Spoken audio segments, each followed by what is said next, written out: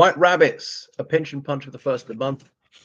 Viewers, welcome back. It's the 1st of March. But anyway, I'm just slightly late with this one. Thinking back over a decade to the murder of Boris Nemtsov, who was formerly the first deputy prime minister of Russia. Russia's got several deputy prime ministers, and the first deputy prime minister is the most important. Um, he was a rare and courageous voice for democracy and human rights in Putin's Russia, murdered within the shadow of the Kremlin on the 27th of February 2015. And I often walk past that memorial to him where there were candles on the street, people put a little portrait of him, people left flowers. I thought it unwise to tarry because the FSB might be watching out anyone who evinces the least sympathy for this victim of Putin's murder machine is going to be under suspicion, could be visited by the FSB, maybe just questioned, maybe just surveilled, but could be arrested and so on. I mean, nowadays, there's airlessness in Russia. The mildest sign of dissent is not tolerated. Boris Nemtsov, he would have led Russia on a very different path had he lived. So he was born in Sochi, which is by the Black Sea, in very, very southern Russia, Jewish on his mother's side. So he grew up in a not very wealthy family. There was no social class in the Soviet Union. Well, of course, there was. Not nomenclatura. He wasn't well connected, anything like that. He was baptized into the Orthodox Church by his grandmother, but he didn't actually practice that faith till much, much later. But anyway, and that was to be somewhat significant in his life, although he was rancorously disappointed the way that the Orthodox Church, having been viciously persecuted by communists, tens of thousands of priests, monks, nuns murdered, almost every church building seized, almost wiped out in the 1930s, briefly brought back in the Second World War, almost completely closed down in the 1960s, but by the 90s, late 90s, really then started to be a cheerleader for Putin's crimes against humanity in Russia and abroad, when it could have simply been neutral and carried on worshipping Jesus Christ. It could occasionally have lent its voice to compassion and moral decency, but that was not to be. Anyway, he studied physics and maths. Didn't go to a Moscow university. By the way, in Russia, they always think things in Moscow automatically superior. And that's why in Ireland, for example, they always want to be in Dublin, thinking things in Dublin must be better. Have trouble persuading them that no, University College Cork is also well regarded, or some of the Dublin institutions are not outstanding. No, it's got to be in the capital city, according to them. And say, yeah, but Cork is like, only like 200 kilometers away or something. And obviously in Russia, that's no distance at all. But no, it has to be the capital city.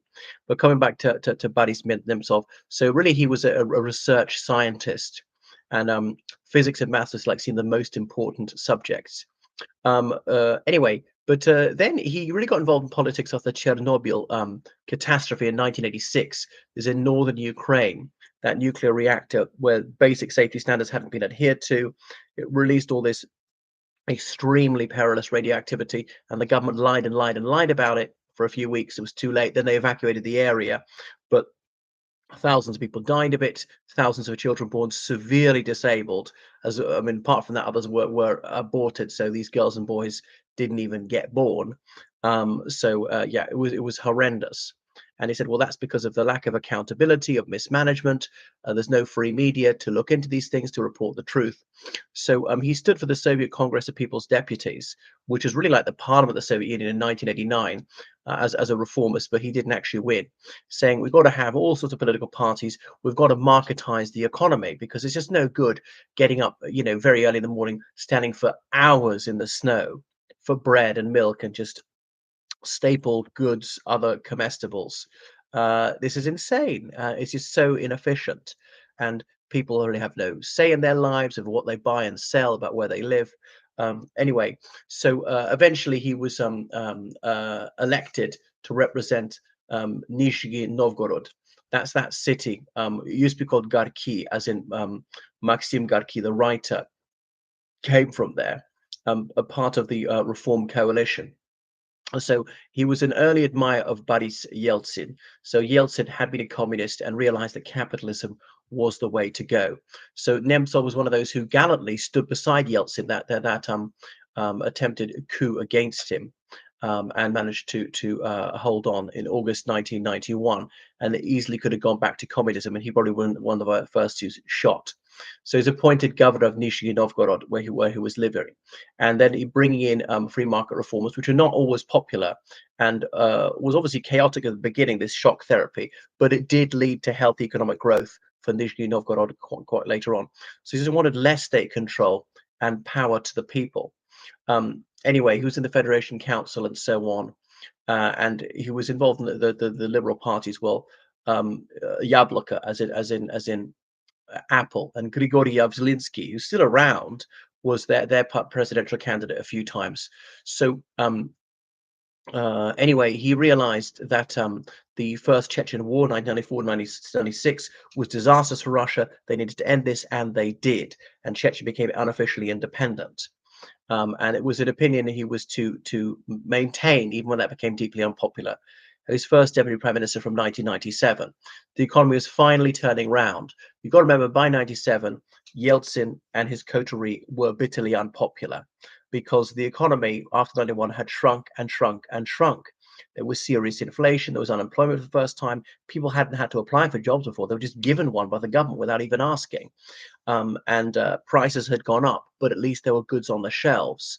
But often people weren't paid for months, had no idea they were going to be paid. People were paid in goods. I remember a woman who was paid in glass. It was up to you to barter it to survive. So there was an awful lot of suffering because of this. Obviously, in the long run, it did work.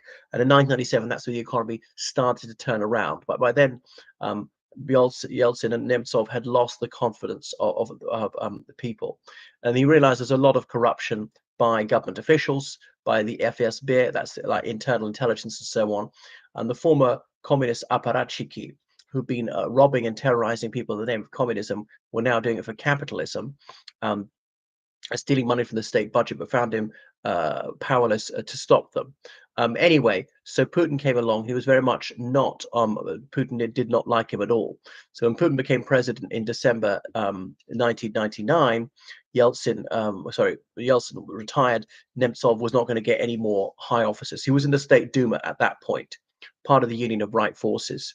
And he tried to negotiate the Moscow theater standoff when all those people were taken hostages in 2002.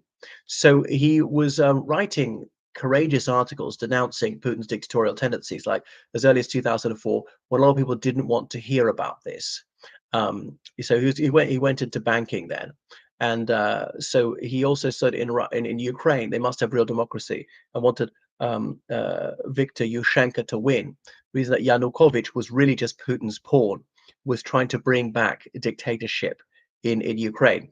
And obviously that was in an unpopular position in Russia, what Nemtsov was advocating for, because Yushchenko wanted a genuinely independent Ukraine. And Nemtsov said, that's fine, and we can still have cordial relations. So he tried to stand for the 2008 election, but he actually pulled out of that because he realized Mikhail Kasyanov, another former prime minister, had a better chance. Kasyanov is now an anti-Putin commentator. He was a good friend of Garry Kasparov and the Solidarność movement, as in Solidarity, redolent of the Polish 1980s trades union of that name, which brought down communism. So he spoke flawless English at a time that was highly unusual, and he began protesting against Putin, realizing that he was the thief in chief. He was starting these wars of aggression. He was depriving people of their rights. He was an oppressor. He was starting to use state terrorism on an ever increasing scale. So he denounced the invasion of Ukraine in 2014. He published a document with chapter and verse proving that Russian-backed forces shot down that Malaysia Airlines plane, resulting in the murder of 300 people, and so on. He also, Nemtsov said he was aware there was an FSB assassination plot against him. So there he was late at night, walking in the center of Moscow near the Bolshoi Moskovetsky Bridge, when he was shot dead. Partly they killed him at that time because there was a major anti-war rally coming up, and there was growing financial crisis in Russia. So The police, even though he was the victim, the police then raided his flat afterwards and seized a lot of his property, his documents, his hard drives, and stuff like that. So some people were convicted in relation to this. They were Chechen men who were serving long sentences of things like armed robbery, and they say the FSB offered them early release in return for carrying out this hit, which they did. So the five men did it, and it seemed very plausible. This, so they were found guilty. And that's it. But they were not identified who actually murdered them. So that's it. Well, what an astonishing elapse in security that someone could be murdered in the middle of Moscow, right beside the Kremlin. You've never seen so many police as you have in the center of Moscow. Uniformed officers, and obviously there'll be lots of plainclothes officers. The government wanted it to happen. Who had the motive, the means, and the opportunity? It was them. Partly to silence him as a voice for freedom, but also to terrorize anyone who'd say Putin is breaking the Russian constitution on an enormous scale. Putin launched this illegal war of aggression against Ukraine in 2014. So he was fearless. I take my hat off to him. And he used to write articles about the 90s when liberal was not a dirty word in Russia. They wanted to be a real democracy like Western countries, and that would spread prosperity. You see, Latvia, Lithuania, Estonia, with no natural resources to speak of, are far richer than Russia and certainly far freer. And Russia could have gone the same way. There could have been a far, far brighter future for Russia until Putin came along. So Boris Nemtsov, Alexei Navalny was cut from the same cloth. But sadly, the Russian opposition is feebler than ever. They're either in jail or they're abroad, and I don't blame them for fleeing the country. And it just looks like Putin is fairly secure. But there's the example of the Assad regime last year, which shows these things can fall very quickly. Now, admittedly, the Assad regime was enfeebled by 13 years of civil war. But a year before Assad fell, his regime seemed almost secure, controlled a majority of the country, and the rebels were not that well armed.